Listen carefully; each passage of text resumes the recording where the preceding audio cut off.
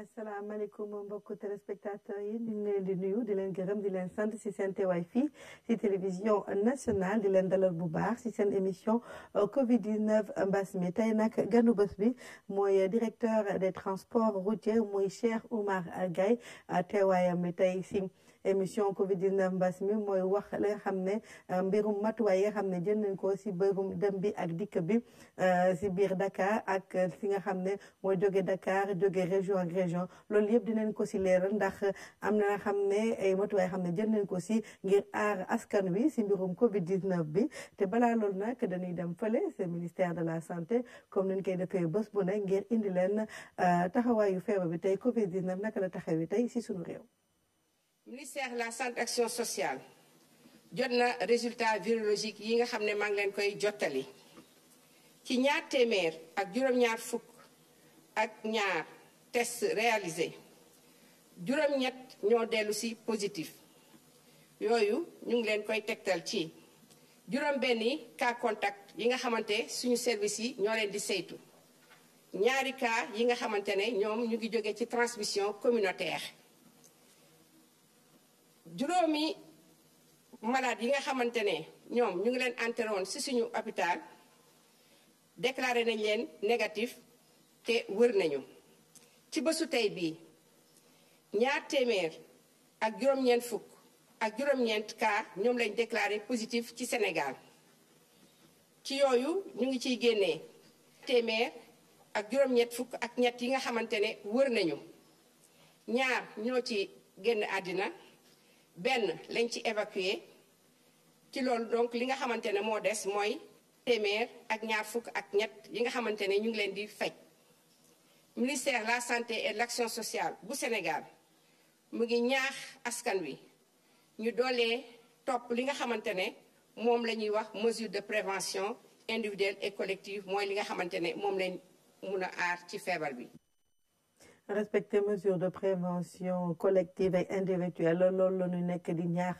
population yi saay su ne ndax lu tax résultat yi c'est vrai que naam mu ngi encourager nit ñi mais tamit cas communautaire yi lu dara bàyyi xel la ndax cas communautaire yi mooy li nga xam ne transmission communautaire xamuñu fan la nit ki jëlee feebar bi la te looloo tax sax tey ñu dalal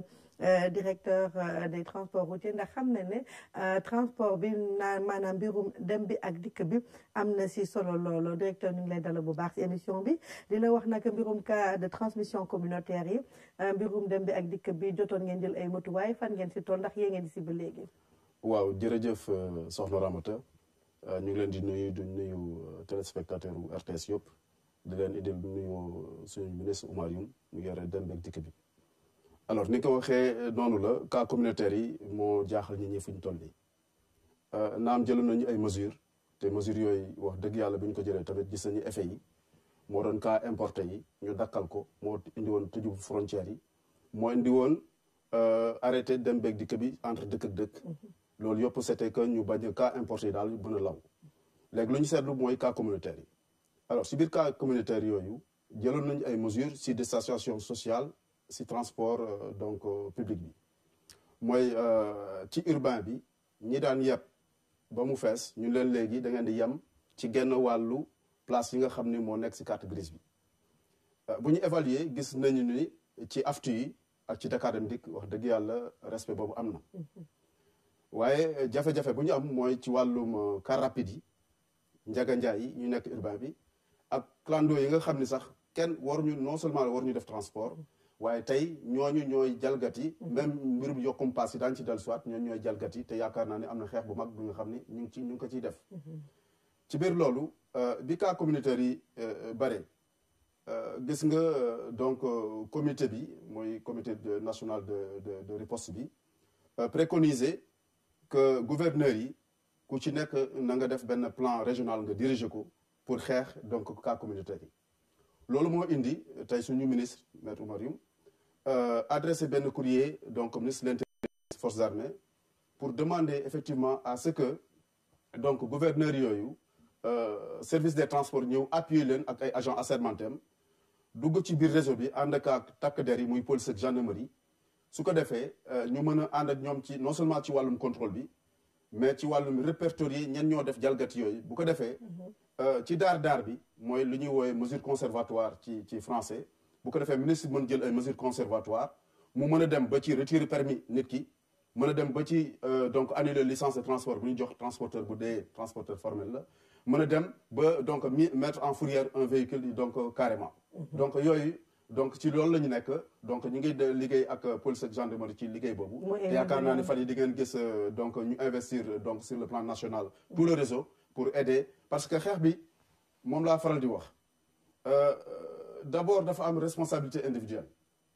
tey bu nee nañu wàññi place yi ci transport public bi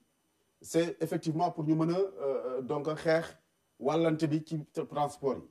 parce que xam nañ transport yi ak marché yi ak yenn bërëb yi nga xam ne moo indi mbooloo daanaka moo gën a gaaw pour lawal jàngoro surtout les cas communautaires boo demee ba donc bàyyi julli mbooloo nga dem bàyyi yenn manifestation yi ba 4 avril sax nga xam ne mooy suñu fête nationale mën ñu ko célébrer comme ni ñu ko daan célébrer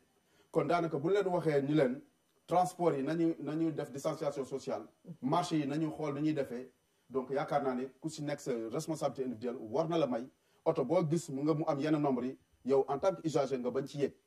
laata sax takk der bi ñëw di la conscientiser wala di la sensibiliser wala keneen ñëw di la sensibiliser beneen bi mooy responsabilité opérateur bi te wax naa ko léegi am na opérateur yi nga xam ne vraiment ñu jar saluer la interurbain bi boo ko jëlee tey keroog bu ñu jëlee mesure bi nañu dakkal dem beeg dëkk bi ci entre dëkk ak dëkk wax fa dëgg yàlla ñoom ñëpp à l'unanimité te déggu leen ñu sëqat déggu leen ñu yuuxu respecté nañu mesure bi tëj seen ay gare routière tëj seen ay fay seen oto garder caabi yi donc garder seen dignité donc loolu yëpp patriotisme lay indi ci wàllum lutte bi ci urbain bi nee naa ko Dakar Dem Dikk ak AFTU ñu ngi bay seen wàlla ñu ngi respecté maintenant xeex bi mooy ñi nga xam ne respecté wuñu xeex bi mooy ñi nga xam ne ñu ngi ci secteur transport di def transport te war ñu ko def c'est exercice illégal d'une profession ñooñu mooy war gaynde yi mooy Allo Dakar yi gis nga xeex bi ci gendarmerie def ñu leen di remercier au passage xeex bi ci police def ñu leen di remercier au passage ñu ngi def le comment dirais-je le point sur tous ces véhicules là et oto yooyu yëpp tey y aura des sanctions yi nga xam ni administratives avant ñuy dem si sanction pénale yi nga xam ne mu ngi ci wàllum kër yoon. tout à fait jalgati yooyu war na leen sanctionner 2 fois ndax non seulement waruñu daw ba pare nanguwuñu respecter normes yi nga xam ne règles yi nga xam ne ñu ngi koy tëral pour askan wi vraiment c'est dommage tey nag ñu jàpp ne que tey tamit mooy bés mu mujj si décision yi nga xam ne jëloon ngeen ko si mbirum immatriculation visite technique ak yeneen tey la mujj ndax léegi lan ngeen nar a def ndax da ngeen di ko continuer wala jël ngeen yeneen mesures pour yooyu. waaw keroog bi ñu tegee état d'urgence bi le lendemain jëloon nañ note de service pour wax suñu agent yi ak suñu bërëbu liggéeykaay yi nga xam ni boo koy natt tey lii lu daan déplacé si nit di jëm di wuti visite technique wala ngay ñëw si suñu service yi pour opération si sa véhicule moo xam mutation la moo xam immatriculation la moo xam benn opération bi nga soxla si wàllu oto ay junni nit ñoo daan dajale ko si service des mines yi donc mu mënoon jur lu ne ministre bi décidé nii ak ci xeex bi ñuy xeex première mesure mooy ñu arrêté activité yooyu ñu ajandi gum ko comme ni police ajee wàllum livret yi comme nu yeneen services yi aussi muy impôt et domaine ni ñu ajee yenn services yi nga xam dafa indi nit pour respecter arrêté bi nga xam ni donc ministre de l'intérieur teg na ko ci rassemblement yeeg yu ñu demee alors ñu jëloon note bi ni au moins jusqu'au 14 avril bu mu jotee gis nañu explosion donc cas communautaire yi mi ngi commencé am mi ngi jaaxal nit donc doo gis cas communautaire yooyu di taxaw ba pare nga ni xaaral ma ubbi waat service kooku kon yaa ngi yokk joote moo tax ñu ni mesure boobu jël nañ ko jusqu'à nouvel ordre wala jël nañ ko au moins jusqu'à la durée en tout cas officielle donc de l'état d'urgence nga xam ni dina permettre ñun suñu agent yi ñu am yëpp ñu mobiliser leen dugal leen ci réseau bi ñu ànd ak force de défense et sécurité yi ñu def sensibilisation ñu def contrôle bi su ko defee ñu mën a permettre population yi vraiment xeex boobu ñu gën mën ci génn lu gën gaaw waaye ci loolu am na ay mesures yi nga xam ne moom la war a àndal keroog bu ñu arrêté immatriculation ça veut dire que ni am na ñu Sénégal yi nga xam ne jënd nañ seen oto tey moo xam bu bees la moo xam occasion la nga war ko immatriculer te code de la route dafa wax ni am nga fukki fan ak juróom ci bi nga yore say papier dédouanement beeg facture yi boo nga amee ba pare am nga fukki bés ak juróom pour mën a immatriculer sa oto waaye code bi may na ministre des transports bu circonstance yenn circonstance yi nga xam ne exceptionnel taxawee mu yokk délai boobu ministre jël na décision donc yaakaar naa am na fukki fan ak léegi bind na ministre de l'intérieur ak ministre des forces armées wax leen ni leen moom jël na décision yokk délai boobu mu couvrir toute la période de la crise mooy au moins toute la période donc mooy état d'urgence bi donc ça veut dire que ni tey képp ki nga xam ne yor nga sa oto waroon ko immatriculer te immatriculé ko am nga ba crise bi di jeex pour mën ko immatriculer te doo ci am benn jafe-jafe loolay beneen bi ci wàllum visite technique yi am na visite technique yi nga xam ne dafay jeex ci jamono ji wala am na nga xam ne jeex na mu tombé crise bi ñu tëj visite technique yi loolu aussi code bi dafa permettre monsieur le ministre mu jël disposition pour wax ni administrativement yokk na durée validité visite technique yooyu jeex loolu ministre bind ko ministre de l'intérieur ministre des forces waaye yamu ci dafa defar arrêté mu signé ko pour matérialiser ko loolu nag ci biir arrêté bi du ñu wax ni donte yokk nañu durée validité administrativement bien entendu donc visite technique yooyu loolu waroowul ak wala saafontuwul ak borom oto bi jafe-jafe technique bu nga xam ne gis na ci otoom mu dem réparer ko donte prorogé nañ ko donc visite technique am loolay benn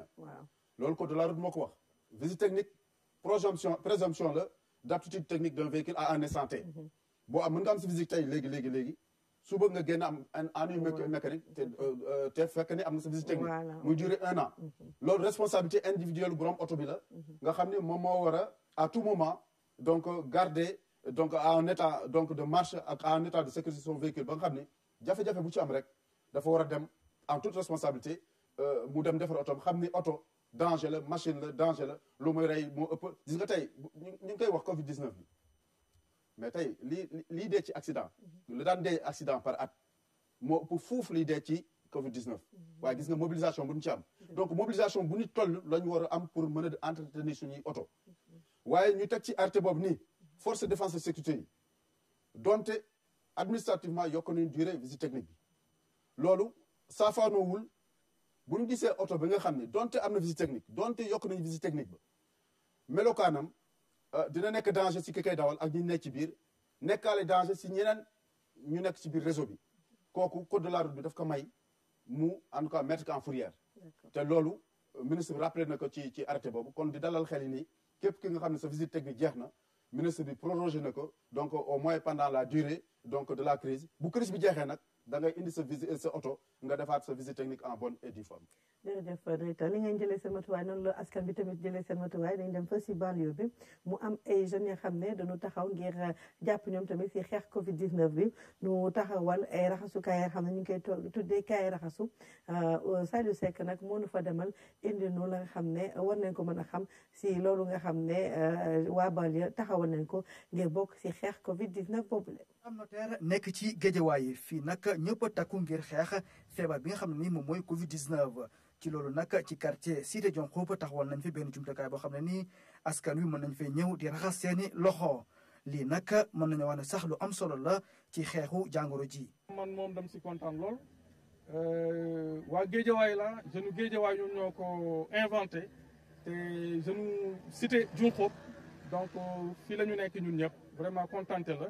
te vraiment jeunes yi maa leen di ne nañu góorgóorlu ñu gën a vraiment di inventé lu mel ni lii la maanaam askan wi soxla. kaay raxasu lañ ko duppee ñu ko xalaat nag defar ko mooy ñaari ndaw yoo xam ne nii fii ci Géejawaay la ñu dëkkee nag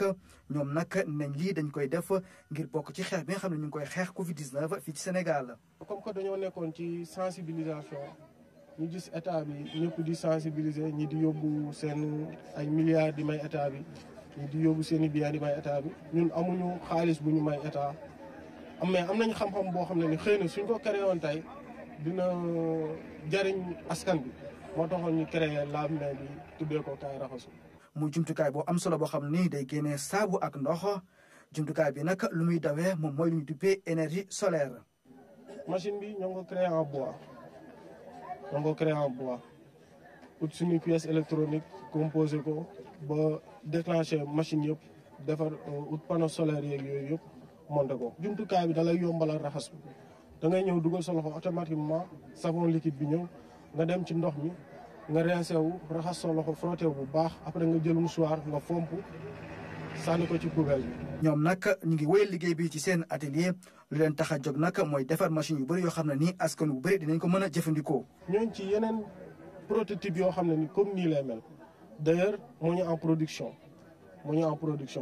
xëy na nag pareegul mais bii moom lañ jotoon njëkk a génne di ko lancer di ci def campagne de sensibilisation boo xam ne nii dañ ci woo ñëpp ñu mun cee gën a sawar ci wàllum cet. feebar bi nag bi mu ñëwee Sénégal ba léegi lu ñu nemmeeku mooy ndaw yu bëri ñu ngi def seen kéemtalaay kattan ngir jàppale askan wi ñu am jumtukaay yoo xam ne nii dinañ ci mën a xeex feebar bi nga xam ne nii moom mooy coronavirus. waaw ñu ay jeunes yu vraiment taxaw ngir jàppali seen dëkk ci xeex coronavirus muy Covid 19 bi c'est vrai li mu ko waxee amuñu xaalis waaye am nañ xam-xam loolu tax sax président de la République Macky Sall jàppale jeunes yooyu félicité leen tamit ci initiative yi ba pare nag passé na commande pour yenn site yi fële sa Pikine ak Guédiawaye ñu koy rafetlu bu baax ndax balaa ñuy jëlee bitim réew te ñun am na nga xam ne vraiment am nañ ñi nga xam ne mën nañ ko defar te c'est la comme le président a eu à le dire la veille du 4 avril consommons local kon nag consommer local la ngi noonu lu jar a jàppale la te ñeneen ñi sax foog naa yeneen mairie yi nga xam ne ñu ngi jàppale pour set gi ci seen commune yi war nañ jéem a set tamit kay raxasu yooyu ndax dina dimbali bu baax askan wi naam beneen matuwaay a ngi nii ñu ngi koy waxaat directeur chaque jour ni ni foog ñu raxas seen loxo li solution la pour ñu amul gel hydroalcoolique bi seen poche dinañ bu ñu demee ci boppu koñ bi mën a raxasu waaye yéen tamit yan matuwaay ngeen jël ci mbirum transport bi ndax xam na ne nit ñi dañuy rang pour dugg ci oto yi te waxoon nañ fi dañuy def port de masque te gis na ne nit ñi taxuñu ko respecté noonu yan matuwaay ngeen jël pour gën a renforcer mesures yooyu. waaw matuwaay yu ñu jël ci wàll woowu c'est d'abord borom oto yi ñi nga xam ne ñoo yore transport public bi. bon particulier yi gis naa de plus en plus donc ñu ngi góorgóorlu di takk masque maa ngi koy gis mais lu ñu seetlu mooy ñu bare ci réseau bi mooy équipage yu nekk ci oto yi donc daanaka ñu si bari amuñu masque di féliciter la police nationale ci travail bi nga xam ne ñu ngi koy def donc ànd ci depuis en tout cas une semaine di nekk ci réseau bi di sensibiliser donc non seulement donc borom oto bi waaye di sensibiliser ñi nga xam ne sax mooy usagers yu nekk ci biir oto bi di leen wax bu leen fàtte takk seen masque lu tax takku leen seen masque xam leen jàngoro jeeg yooyu pour cas communautaire yi léegi ñun lu ñu jël comme mesure te jëloon nañ ko si mesure yooyu mooy ginnaaw bi nga xam ni comité de suivi bi nga xam ne monsieur le ministre teg na ko en place parce que am nañu benn comité de suivi nga xam ne ci biir ministère bi la mu secteur transport la ñëpp ngi ci secteur yëpp en tout cas transporteur yaa ngi ci syndicaliste yaa ngi ci donc société civile mi ngi fii ñun ñëpp ñu ngi ci biir comité boobu ci biir comité boobu dañu xalaatoon ni xelal transporteur ni leen mesure barrières yi ci secteur transport moo doon d'abord ngeen di raxas seen oto bés bu nekk raxas oto bi di ko désinfecté boo leen wàccee fi nga xam ne c'est des points de contact muy accoudoir yi muy chaise yi muy barre de maintien ak yooyu ñu koy désinfecté chaque jour su ko defee dina mën a am jeexital ci xeex boobu loolay beneen bi mooy équipage yi nga xam ne ñoo nekk ci oto bi muy chauffeur beeg apprenti beeg receveur beeg yooyu ñu wutal leen donc ay masque ak ay gants parce que lu ñuy manipuler xaalis beeg yu ñu demee waaye aussi ñu def benn bouteille gel nga xam ne képp ku ci dugg ci oto bi donc ñu jox la nga raxas sa loxo loolu disposition yi nga xam ne jël nañ ko te gisoon nañu vraiment ci départ bi am na ñu ko doon respecté xëy na comme bi moo demeetu noonu mais ñu ngi insister encore pour ñu def ko te looloo indi sax ñuy wàcc sur le terrain pour gën a sensibiliser maintenant mu des port du masque je pense que c'est le docteur Bousso qui l'a dit donc la semaine dernière ci conseiller suñu mënoon sax dem ba rendre obligatoire le port du masque dans les transports publics je pense que foofu la ñuy jëm te loolu la ñuy c'est une recommandation forte ba nga xam ne dinañ ko def port du masque képp ki nga xam ne jóg nga pour jël transport public nga fexe ba am sa masque booy dugg nga takk sa masque loolu geste barrière la individuel beneen bi mooy comme niñ ko gisee léegi si reportage bi muy Sénégalais yi nga xam ne ñi ngi jéem a créer pour jéem a accompagner gis nañu ay association de tailleurs kooku c'est l'appréciation des médecins parce que nous ne sommes pas de ce domaine ñoom daañu apprécier xool ndax masque yooyu ñuy defar est-ce que baax na pour protéger wala baaxul mais de toute façon lu ñu gis daal mooy association des tailleurs aussi ñu ngi dugg ci xeex bi pour fexe ba Sénégalais ku si nekk nga mën a am masque su ko defee bu ñu inculquer loolu xeex bi ñuy xeex ci wàllu cas communautaire yi dina mën a antu donc mesures yooyu ñun jël nañ ko ci wàllum transport te moom la ñuy jéem a en tout cas tester sur en tout cas comment dirais-je sensibiliser nit ñi sur le terrain pour que vraiment ñu mën a donc réussir donc ces gestes barrières. waaw incha allah pour masque yi comme ni nga ko waxee ñun tamit dinañ si ñëwaat pour wax pour askan bi yan masque la ñu war a utiliser ak ban ni moo si baax wala déet. ñu dellu tamit rek malheureusement nag temps bi daf ñu xooj nag dernière question bi mooy mbirum transport interurbain yi dëkk ak dëkk bi c'est vrai que amoon na fi ay jafe-jafe ba jàppoon na fi defoon na fi opération coup de poing pour jàpp ñi nga xam ne dañu bañ a respecter mesures yi fan ngeen si toll. waaw foofu nag dañuy sant yàlla mooy que ni effectivement. Donc, c'est le lieu de féliciter donc, la gendarmerie nationale. Je pense que le colonel Diouf ñëw na fi la semaine dernière wax fan la ñu doon naka la ñuy traquer ñi nga xam ne ñooy jéem a jalgati donc interdiction yooyu ñuy def. loolu wax dëgg yàlla résultats yu ñu am c'est des résultats donc encourageants bu doon ko naatale parce que mën nañu wax ni à 90% ou 95%. loolu daanaka xeex nañ ko grâce aux forces de défense et de sécurité donc ak lanceur d'alerte on va dire ñi nga xam ni transporteur lañu ñi nga xam ne ay chef de village lañu ñi nga xam ni personne de bonne volonté bu ñu gisee la nga xam ni jaarul yoon ñu alerter su ko defee ñu mën a jël ay mesures loolu moo leen permettre tey interurbain bi wax dëgg yàlla ñu am ci réussite boobu waaye benn phénomène ba nga xam ni seetlu nañ ko mooy nit ñi bu ñu leen dàqee ci allo Dakar yi parce que daanaka presque amatul interurbain bi nee naa ñi koy def formellement musuñu dugg ci jalgati yooyu léegi lu ñu gis mooy dafa am des opérateurs de gros porteurs yuy jéem a yàpp ay usagers ci seen cabine parce que dépasser nombre boobu ñu leen wax ci cabine yi wala même di leen yàpp ci seen dispositif d'attelage mooy remorque avec seen remorque ñuy jéem si yàpp ay nit di leen fayloo xaalis ñu leen di voyage loolu dëkk loolu seetlu nañ ko te alerte nañu la gendarmerie ñu ngi xeex boobu pour wane ni sénégalais nañu jël xeex bi au sérieux du ay affaire de jeu de cache-cache affaire responsabilité la président wax na ko la dernière fois bu jaree ñu arrêté transport bi yëpp dinañ ko arrêté parce que nag responsabilité collective moom moo ko yoree kon bu ko jaree dinañ ko def donc xeex bi lu mu ñu jaral pour que nit ñi respecter mesures yooyu dinañ ko def war ñoon tollu foofu ku su nekk waroon na conscient confiner sa bopp wala jéem a respecter mesures yooyu waaye bu ñu demee ba nit ñi am inconscience boobu di dugg si ay gros porteurs am ñi nga xam ne duñu leen génnee ci biir ay conteneurs nga xam ne lu ne xaj na ci mën nañu xëm parce que amuñu lu ñu noyyee pour jéem a tukki dëkk ak dëkk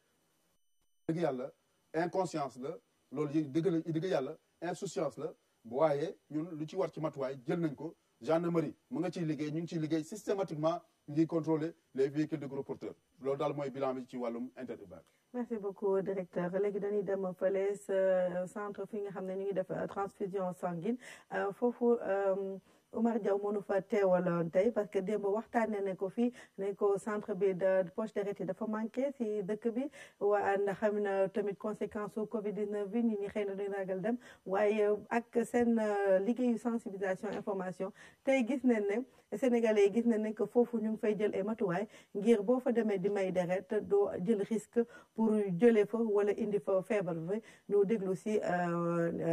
Oumar Diaw nga xam ne jëlee nu fa extrait xam ne ministre de la santé demoon na fa tey ngir xool liggéey ba nga xam ne ñu ngi ko fay def. suñu ñëwu tey bi nag ñëw xayma la parce que temps yële passé seetlu woon nañ ne vraiment poche de sang yi manqué woon na peut-être que contexte bi moo ko waraloon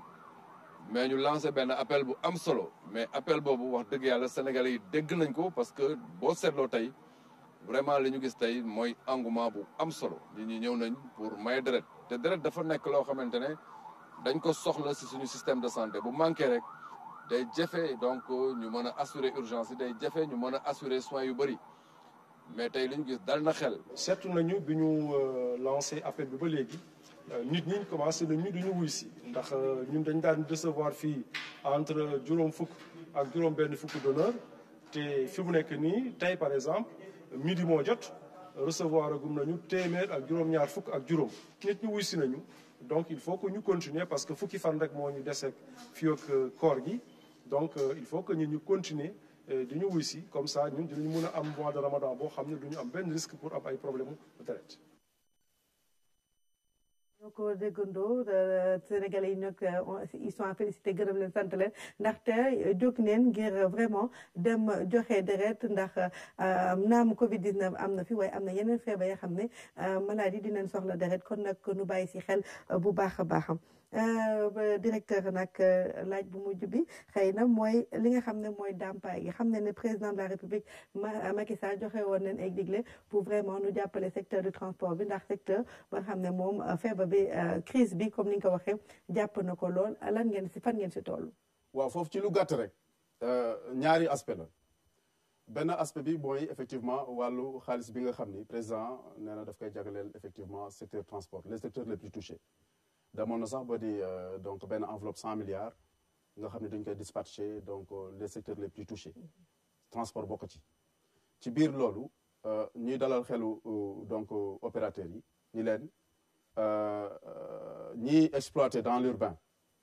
ci lañ bokk te ñooñu non seulement taxawuñu ñi ngi daw malgré que du leen wax ni wàññi leen seen nombre de clients donc déjà en ce moment pour ñu daw pour jënd carburant sax problème la waaye ñi ngi góorgóorlu pour jéem a am loolu surtout AFTU ak Dakar Dem Dikk ñoom ñu ngi koy respecté yeneen opérateurs yi muy taxi yi ci xaalis boobu la ñu bokk ci évaluation boobu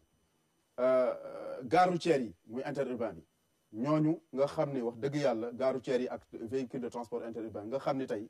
état moo leen sant ñu arrêté seen activité carrément te ci loolu lañ doon dund ñooñu aussi prévoir nañ leen am nañu donc koppar bi nga xam ne dina jëm ci ñoom mu jëm ci gare routière yi jëm ci borom oto yi nga xam ne ñooy daw interurbain loolu mooy évaluation bi nag mi ngi nekk en cours donc ñu ngi ciy liggéey ci lu gaaw yaakaar naa ni ci fan yu néew di ngeen gis ni loolu pare na léegi nag mu des beneen mbir te loolu vraiment c'est le lieu de remercier monsieur le ministre Oumar Youm parce que dund bi nga dégg ñu koy joxe au niveau du ministère donc de la solidarité nationale nga xam ni mooy 1 million de ménages yi ñuy ciblé pour jox leen dund googu ministre daf ñu santoon ñu def benn recensement ak président gare routière yi tey chauffeur yi nga xam ñoo nekkoon ci gare routière yooyu di liggéey yor seen auto interne ak ñi nekkoon ci gare routière yooyu moo xam coxeur la ñu moo xam régulateur yi ñu nekk ci gare routière yi amatuñu lu ñu dundee parce que loolu moo doon seen activité tëj nañ ko moo taxoon mu nañ def recensement boobu bu ñu ko defee recensement boobu ba pare jël ko jébbal ko ministre Mansour Faye nga xam ne bu ñuy jox dund donc askan wi les 1 million de ménages là ñu mën ci boole ñooñu ñu jàppal ndëggagumum si le temps que xaalis bi di ñëw donc loolu def nañ travail boobu ministre def na lettre de transmission bi jox jébbal na ko ministre Mansour Faye donc di ñaan donc ñooñu ñu boole leen ci répartition dund googu en attendant ñuy jot li ñuy jot ci wàllum koppar ci secteur transport. macha allah lu rafet la yal na yàgg ak jàmm ak salaam jërëjëf directeur Cheikh Oumar Gueye directeur des transports routiers dañu dem fële lu dul fële si chapiteau bi fekk sunu naataango di Oumou Kalsoum Sall ndax Oumou Kalsoum Sall moo ni indi la xibaaru bitim réew si Allo Diaspora Oumou Kalsoum Sall ñu ngi lay nuyu.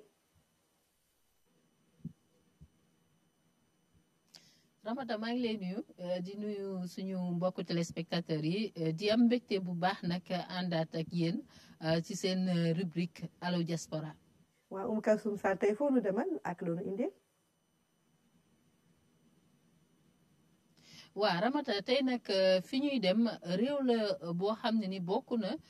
ci réew yi nga xam ne ni ñoom la maladie bi di coronavirus gën a touché réew boobu nag moo di réewu Iran. foofu la ñu fas yéene dem ngir xool situation bi tey ji foofu fan la toll dinañ ci ànd nag ak ambassadeur Sénégal bi fa nekk di Amadou Sow moom la ñu fas yéene waxtaanal tey ci seen rubrique Allo Diaspora excellence maa ngi lay nuyu. am na ñoo xamante bi impacté nañu ndax Covid 19 bi foofu lu toll si 7 millions yu teg peut-être 3 millions 7 millions 3 juróom-ñaari millions yu teg yoo xamante bi tey feebar bi bu ñu continuer confinement yi ak conditions yi nga xamante bi moom la ñu arrêté économie réew mi dinañu ñàkk seen liggéey wala dootuñu amati revenu te ñooñu mooy ñi nga xam ne ñoo nekk ci secteur formel bokkul ak ñi nga xamante bi nekk ñu ci secteur informel lii nga xamante bi Sénégal moom la def génne xaalis bu bari pour dugal ko ci biir secteur privé bi dugal ko ci secteur yi nga xamante bi tey feebar bi daf leen nasaxal ñoom mënuñu ko parce que ak sanction yi leen américains yi teg li nga xam ne moom lañ doon produire ndaxte dëkk la boo xam ne ci pétrole rek la compter économie wam daan na produire ba lu toll si 7 millions yi baril par bés léegi ay centaines rek lay fay produire donc xam nga ne kooku amatul benn ressource leneen dooleeku ci moo di xaalis bi li mu doon amee woon doole dem ba doon xaaj par rapport ak dollar bi te xam nañ ne mooy monnaie bi nga xam ne moom la ñuy jëndee bi ci réew leneen encore ñëwaat muy inflation boo xam ne toll na daanaka ci 40% donc loolu lépp dafa tegu ci kaw Iran moo tax feebar bi lam fa yàq bari na peut-être ci nit ñi bari na aussi mais ci wàllu économie ba nga xamante bi tey ñoom dañu taxaw temm ne il faut ñu déconfiner bàyyi yenn usines yi ak yenn secteurs yi fonctionner sinon ñoom dañuy fatt taraj peut-être du ñu yàgg ci chiffres yi parce que son excellence ñëw na ci léegi donc mi ngi nii globalement lu toll ci 75 000 personnes daanaka ñoom ñoo fa amoon feebar bi lu ci toll ci juróom-ñett fukki junni ak juróom-ñett ñoo ci ñàkk seen bakkan kon mu won la un peu na fa voilà na fa feebar bi ñoo ci tane autant pour moi lu toll ci ñeenti junni donc ñoom ñoo ci ñàkk seen bakkan c'est ça donc Iran kaawam c'est particulier ndax daan yi nga xamante bi tey dañ ko teg ndax affaire u loolu ñuy wax nucléaire ak ay affaires yooyu yeneen aspect la. Excellence sax mu ngi naan nag sax tey feebar bi xaw dafa tane tey ndax am na moins de. si journée d'aujourd'hui bi waaw 98 cas rek la ñu enregistré ay décès donc loo xamante bi amuñu ko depuis lu ëpp weer. est-ce que même tendance depuis feebar bi au niveau du monde. Même tendance au niveau du monde bon est-ce qu'on peut dire la même chose déedéet parce que globalement tey am nañu juróom-ñaar fukk junni ak ñeent yoo xamante bi ñoom ñoo yokku si li ñu amoon démb kon ba tey mi ngi wëy di yokku am nañu aussi 125 196 décès ça veut dire téeméeri junni ak ñaar fukk ak juróomi nit yoo xamante bi aussi ñàkk nañ seen bakkan ci feebar bi kon taxawagul ba tey parce que nit ñi ci traitement yi dañuy tâtonner rek foofu la ñu toll ku nekk lu la jik rek ñu defal la ko bu ba ñuy am mais garab amagul donc cas yi nga xamante bi jot nañu wér ñoo ngi nii toll nañ ci 465 730 bon ñu ngi am ñuy feebar mais ñuy sant ñu ngi am aussi ñuy wér cas yi nga xam ne nag ñoom la feebar bi tëral muy les cas actifs toll nañ ci million ak ñetti téeméeri junni ak juróom-ñett fukk ak juróom-ñeent yu teg juróom-ñeenti téeméer ak fanweer ak juróom-ñaar donc am na tan boo xoolee différence bi ak ñi nga xamante bi ñoo fi jóge toll ci 125 196 yi ma la doon wax muy téeméeri junni yu teg ñaar fukk ak juróom ak téeméer ak juróom-ñeent fukk ak juróom-benn. donc feebar bi ba tey fa mu nekkoon la nekk. waaw fa mu nekk xam naa tamit États-Unis fu mu nekkoon la nekk ndax dégg naa ba tey encore ñu ngi wax ne moom fu mu nekkee ni moom. voilà dépassé ñëpp ci c'est ça bu dee Europe c'est vrai mi ngi fay commencer di wàcc États-Unis ba tey ñoom ci yéeg rek la ñu nekk parce que tey enregistré nañ 26 501 cas yu bees mi ngi nii moom la ñu affiché ci tableau bi ñaar fukki junni ak juróom-benni cas yu teg juróomi téeméer nañ ko. ci décès yi ñu enregistré daanaka lu ci tollu 24 734 ñaar fukki junni ak juróom-ñett daanaka ñaar fukki junni ak juróom autant pour moi donc lu tollu tey ci junni ak juróom-benn ak juróom-benn fukk ak ñeent ñoom ñoo fa ñàkk tey ci bésu tey bi ci dans les 24 heures ñoo fa ñàkk seen bakkan fi ñu toll ci feebar bi foofu la Espagne ñoom wàccale nañ. ñu ngi ci 3000 yi décès yi aussi wàññeeku na bu baax parce que ñu ngi ci mooy ba tey li ñu yokkule woon démb par rapport ak tey néew na ñeenti téeméer yu teg fanweer ak ñaar donc aujourd'hui ñoom li ñu enregistré ci décès ci benn bés bi xaw na yokku tuuti rek juróom fukk mais mi ngi toll ci juróomi téeméer ak juróom-ñaar fukk ak juróom-benn donc feebar bi tamit foofu mi ngi fay tane ñu ngi koy maîtriser de mieux en mieux. Italie tamit même chose même si on sait que Italie mi ngi day am ay yokku-yokku yu ndaw bu teyee mu nii mais mi ngi gën a yéegaat ñaari fan yi yëpp enregistré wul bés boo xamante bi moom moo nekkoon fan yi ñu jiitu donc mi ngi gën a yéeg parce que mi ngi ci 600 décès tey donc ça veut dire que am na tuuti jafe-jafe il faut ñu gën a canaliser waat parce que nit ñi ñëpp tey ñu ngi ku nekk yaa ngi yàkkamti génn ñu ngi commencé di déconfiner nank mais premier ministre bi moom nee na dañuy continuer ba ci mois de mai bi parce que wóoragul ne fi mu ne mun nañu maîtriser feebar bi nu muy duggee ci biir askan bi. D'accord. France, situation France. waaw moo nekk nii comme niñ ko gisee rek France ñu ngi ci 143 304 ñoom tamit dafa am évolution tey décès bi ñu ngi enregistré lu toll ci juróom-ñaari téeméer ak juróom-benn fukk donc les cas actifs c'est 98 000 ça veut dire que ñoom tamit ñu ngi faj. ñu dem ci suñu continent plutôt Afrique. waaw Afrique mi ngi yéeg rek waaw parce que tey amaat nañu lu toll ci presque junni cas 911 juróom-ñeenti téeméer yu teg fukk ak benn tey loolu la ñu enregistré ci nouveau cas nombre de décès bi mi ngi nii toll na ci juróom-ñetti téeméer yu teg juróom-benn fukk ak juróom-ñett donc cas guéris yi heureusement am na 3200 globalement ñu ngi toll ci fukki junni ak juróom-benn yu teg téeméer ak juróom-benn fukk ak juróom-ñett bu ñu dindee li faatu ak ñi nga xamante bi faj nañ leen li ci des ci cas actif moom mooy fukki junni ak ñaar yi. ñu dem situation par région, c'est ça? Voilà tey particulièrement parce que xam nga duñu mun a dem fépp ci région yëpp en même temps moo tax tey dañu jël zone bu nekk rek wala région bu nekk dëkk bi fa gën a fës bu ñu demee Afrique australe maanaam Afrique du Sud ak li ko wër ñoom moom moo fa jiitu ba tey Afrique du Sud am na 2415 cas 27 décès am na 410 guérisons donc tane na décès yi tey Afrique du Sud enregistré wul kenn ci zone am bi moom moo ci ëppale moom mooy verte bi. Afrique de l'Est ñoom ñoo nekk nii ci orange bi Maurice maanaam île bi moom moo ci ëppale lu mu am ay kaawam toll na ci ñetti téeméer ak ñaar fukk ak ñeent am na juróom-ñeenti décès faj na lu toll ci juróom fukk ak benn. bu ñu demee Afrique de l'Ouest moom mooy fii suñu tund ki fi jiitu moom mooy Côte d'Ivoire ak juróom-benn téeméeri cas yu teg fanweer ak juróom-ñett. juróom-benn décès la enregistré faj na lu toll ci téeméer ak fukk ak ñeent ci Afrique centrale mi ngi nii Cameroun bi nga xamante bi fan yépp ñu ngi koy wax ñoom toll nañu tey ci juróom-ñetti téeméer ak ñeent fukk ak juróom-ñett 14 décès 130 guérisons Afrique du Nord évidemment Égypte moom moo fay jël ba tey raw gi bu dee mun nañ ko waxee noonu ak 2350 cas globalement Afrique australe Afrique du Sud ak Afrique du Nord ñoom ñoo gën a touché par la maladie foofu moo ëpp décès nag surtout en Afrique du Nord bu ñu globalisé ñi nga xamante bi Tunisie Algérie Maroc li fay faatu ak ñi fa yor doomu jàngoro bi. ñu dem kon CEDEAO directement. waaw CEDEAO effectivement bu ñu demee CEDEAO ñun tamit ba tey comme ni nga gisee sànq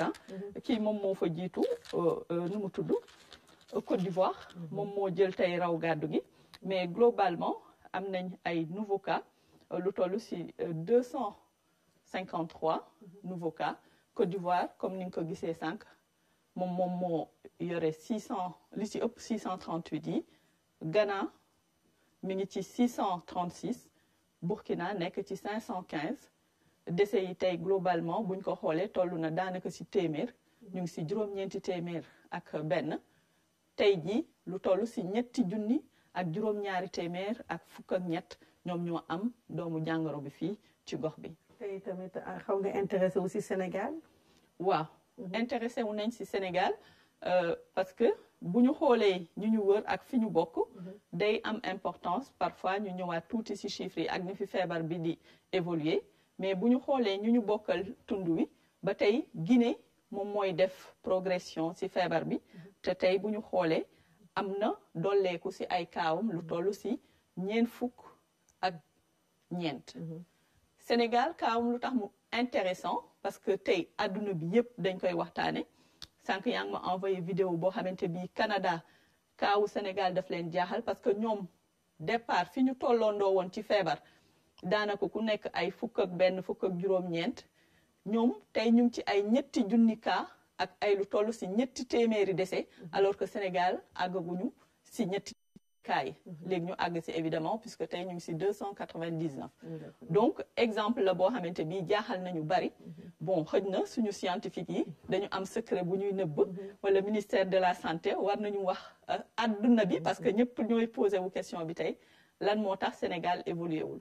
mais bu ñu xoolee ci biir réew mi ni ñuy évoluer démb maa ngi expliqué ne rouge bi mooy fi nga xamante bi moom la feebar bi gën a lalu te gis nañ ne Dakar la ak téeméeri cas ak juróom-ñeent fukk ak juróom ki ci topp mooy région de Diourbel moom moo xaw a mboq tuuti sàcc rouge en même temps ñu ngi toll si ñaar fukki cas ak juróom-ñaar Thiès ñaar fukki cas ak juróom-benn Saint-Louis juróomi cas Ziguinchor ñetti cas Fatick benn Kolda juróom-ñaar Louga ñaar fukk ak juróom-ñaar Tambacounda juróom-ñett bu ñu xoolee si carte bi mboq bi mooy ñi mu laal ñi weex ñi mooy ñi nga xamante bi jotaguñ ci feebar bi ñuy ñaan ñu bañ cee jot mais nag information yi ak satisfaction bi ñuy def wala taux de guérison bi tax na tey région frontalière yi il faut ñu gën ko surveiller parce que nag il paraît que nit ñi ñu ngi dugg bu baax c'est vrai que nag foo yaakaar wér moom di nga daw dem wuti fa mais bon bu dee da nga yóbbaale musiba te yëglawoo sa bopp xamuñu ne région bi ay nit dugg nañ fi là ça pose d'autres problèmes boobu ba tey nag ñaari décès rek la Sénégal enregistré kon nag lu am solo nga fi indi tey di yaakaar ne nag xëy na population yi sénégalais yi tey am nañ jàngate bi bu ñu def tey si li nga xam ne indi nga leen ko si xibaar lu dem léegi si conseil pratique bi am na ñoo xam ne ñu bëri ñu ngi laajte ndax mën nañ amaat feebar bi waaw ci début bi bu ñu xoolee vidéo yi ak liñ doon wax dañ naan dañu foogoon ni mënta nekk parce que principe bu virus moo tax ñuy ñàkk xale yi virus bu xasee dugg sa yaram normalement da ngay am immunité sànq yaa ngi koy wax ak sa invité de sorte que bu ñëwaatee di la dugg du la lottal mais gis nañ ne ak Covid bi comme ni ñuy wax rek nit ñi xamaguñ ko ni muy doxee bu baax gis nañ ne am na ay cas te Japon lañ ko njëkk a nemmee ko benn góor boo xamante bi dañ ko faj ba mu wér mu génn ba dellu këram commencé waat di dem ak a dikk mu amaat encore symptômes yi ça veut dire mu demaat hôpital ñu ne ko amaat na Covid bi pourtant testé woon nañ ko ba mu négatif donc foofu mooy premier cas bi donc BBC benn journal la ça intéressé ci sujet bi mu def ci enquête bu yaatu ci ñoom la ñu jëlee ne Japon la njëkk a feeñe ñoom ñu dem Espagne mooy période bi nga xam ne feebar bi dafa bëri doole ay chercheurs ak scientifique wax ne effectivement ñoom ci seen gëstu gis nañ ne 14% maanaam téeméer boo jël fukk yi ak ñeent dañu defaat encore feebar bi mu doon lu leen jaaxal parce que xamuñu ndax feebar dafa jógewaat ci biti contaminé leen wala immunité bi ñu waroon a am seen yaram moo doyul ba feebar bi fëtaluwaat donc ça c'est des questionnements mais gis nañ ne daal aujourd'hui am na des cas concrets yoo xam ne dañu wér ba pare développé waat maladie bi kon nag jarta naagu nañ ci bàyyi xel bu baax comme am na ñoo xam ne dañuy wér di feebaraat te xamuñu ndax feebar bi ci biir lay jógewaat wala ci biti lay jógewaat nañu sàmmonte ba tey ak mesures yi nga xam ne xëj na moom mooy mesure barrières yi bu kenn naagu ñu dem kon ci kaw fële ci Corée du Sud waaw Corée du Sud dafay firndeel li nga xamante bi moom la ñu wax parce que tey ñoom tamit seen réew dafa am ay ñu feebaroon ba pare ñëwaat ci hôpital bi ñu testé waat ñu amaat donc tey loolu Corée du Sud la xewe ñu am beneen Corona News mais boobu tamit du nouvelle bu neex nag moom waaw du nouvelle bu neex comme feebar bi dafa ànd ak dee xam naa temps yi fasaax bu yéene dañ naan su booxul ma ndaw si ndax du nouvelle yi du neex trop mais feebar bi moo ni tëddee malheureusement donc suñu Corona News dafa dem ci France benn comédien boo xamante bi ñu ngi koy wax Maurice Barrier malheureusement dafa amoon feebar bi faatu na tey ci mi ngi amoon à l'âge de 87 ans voilà moo toog nii si ginnaaw voilà c'est ça son image est là il avait 87 ans c'était un comédien français ñàkk na tey bakkanam ndax feebar bi di Covid-19 bi lu dem léegi ci OMS kuréel bi yore mbirum wér-gu-yaram ci àdduna gi tey lan nga nu fa indi la dafa mel ni affaire bienveillance lan ma bienveillance ci wolof bienveillance mooy koo xamante bi da nga koy toppatoo bàyyi xel ci moom di ko nemmeeku mun nañ ne daal mooy nemmeeku nit ki waaw parce que si jamono yu toll nii ku feebar day soxla ñu nemmeeku la voilà OMS mu ne faites preuve de bienveillance afin de lutter contre la peur dans le contexte de la coronavirus faire preuve d'empathie maanaam am yërmande ci ñi nga xamante bi ñoom la feebar bi laal mais aussi gëstu pour gën a xam feebar bi évaluer risques yi mais aussi bañ ko surévaluer loolu lañ ci bëgg a déggee ba pare nag ñu adopter des mesures pratiques pour rester en sécurité c'est vrai nit ki dafay soxla nga dimbali ko mais c'est pas pour autant que da ngay exposer aussi sa bopp mais ku feebar dafa soxla ñu nemmeeku ko di bàyyi xel ci moom bañ ko daw bañ ko ragal fexe peut-être ba mu génne ci situation difficile loolu la OMS digle. merci beaucoup Adjatou Fatou Sakho li nga ñu indil tey am na solo trop di la gërëm di la sant bu baax ci sa teewaay fii di gërëm tamit téléspectateurs yi nga xam ne ñu fi nekk tey nag dañuy def benn clin d'œil ñi nga xam ne Sénégalais yi nga xam ne ñu ngi xëy di bàyyi xel centre de transfusion sanguine dem di fa maye di seen deret et je trouve que seen acte dafa patriotique ndax bien que ñu ngi ci période Covid-19 ñu ngi xalaat quand même jàppale ñi nga xam ne ñu ngi am yeneen feebar ñi nga xam ne ñu ngi wasin ak yeneen nga xam ne dañuy soxla vraiment deret te lu am solo ñu ngi leen di gërëm yéen mi nga xam ne yéen a ngi xëy di dem foofu di maye di seen deret ngir jàppali seen askan wi si xeexu Covid-19 bi ak si yeneen feebar di leen gërëm di leen sant di gërëm équipe technique bi nga xam ne moo fiy teew bés bu nekk ngir jàppale ñu ngir ñu mën a teew fii présenté leen seen émission Covid-19 mbas mi di leen ñaanal guddeeg jàmm.